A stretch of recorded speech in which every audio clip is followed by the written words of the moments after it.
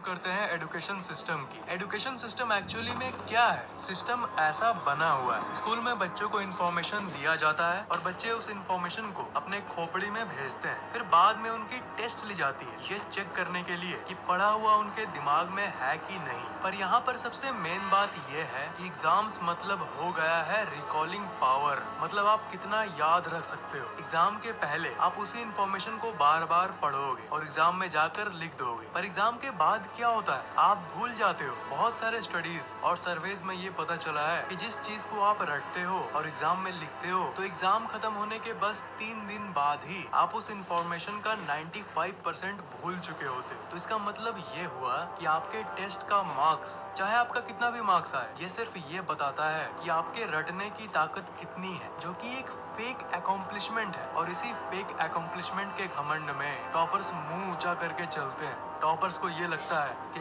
मेरी इंटेलिजेंस कितनी ज्यादा है, पर सिर्फ मेमोरी पावर ही तो ज्यादा होती है। अगेन, सारे टॉपर्स ऐसे नहीं होते, पर ज्यादातर ऐसे ही होते। आप ही बोलो, क्या रटना एक्चुअल टैलेंट और एक्चुअल इंटेलिजेंस को बताता है? आपकी मेमोरी पावर कितनी है ये अलग चीज है, और आपके अंदर इंटेलिजेंस यानी बुद्धि कितनी है ये दूसरी चीज है। हाँ, मैं भी वीडियोस में बताता हूँ कि अपनी मेमोरी पावर को कैसे इंक्रीज करें, पर मैं वो इसलिए बताता हूँ ताकि आपको टेस्ट में हेल्प हो सके। पर कड़वा सच ये है कि आपको मेमोरी पावर यानी याद करने की शक्ति से ज्यादा अपनी इंटेलिजेंस और अपने अवेयरनेस को बढ़ाने की जरूरत है, क्योंकि वही आपको बाद में काम देगी, ताकि आप अपनी बुद्धि की हेल्प से इस दुनिया को समझ सको कि दुनिया क्या है, और फिर अपने बुद्धि से कुछ ऐसा कर सको जिसे करने के बाद आपको लगे कि मैंने कुछ किया जिंदगी में। स्कूल के सिस्टम में आप इंफॉर्मेशन को रटते हो, ये तो कोई भी कर सकता है, पर मैं बार बार कह रहा हूँ कि एक ऐसी चीज जरूर है जो आपके क्लास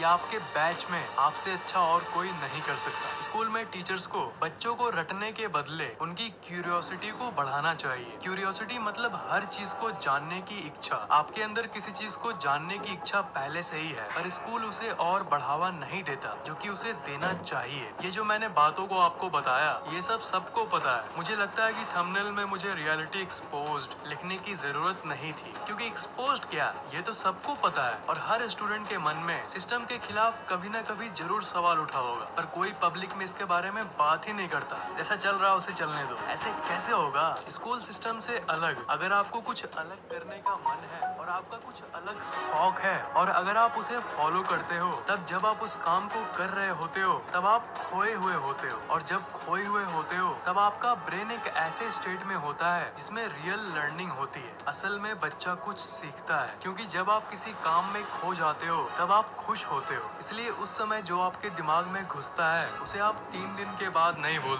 स्कूल की पढ़ाई की तरह, बल्कि हमेशा याद रखते हो। दुनिया के जितने भी बड़े थिंकर्स हैं, सबसे सक्सेसफुल लोग हैं और बड़े लीडर्स हैं, उन सब में एक चीज कॉमन है। पता है क्या? वो अपने स्कूल या कॉलेज के ड्रॉप आउट थे। Mark Zuckerberg, Steve Jobs, Richard Branson, Bill Gates, Robert Downey Junior, Johnny Depp, Eminem, Daniel Radcliffe, Walt Disney, Albert Einstein, Benjamin Franklin. ये लिस्ट असल में इतनी बड़ी है कि अगर मैं नाम लेता रहूं तो ये वीडियो 1 घंटे की हो जाएगी। ये सारे लोग अपने टीनेज में ही स्कूल से ड्रॉप आउट कर लिए थे, यानी स्कूल को छोड़कर अपनी जो इच्छा है वो किए थे। नहीं, मैं आपको ये नहीं कह रहा हूँ कि आप भी स्कूल छोड़ दो, बिल्कुल नहीं यार, बल्कि मैं इनकी सोच आपको बता रहा हूँ ताकि आप कुछ सीख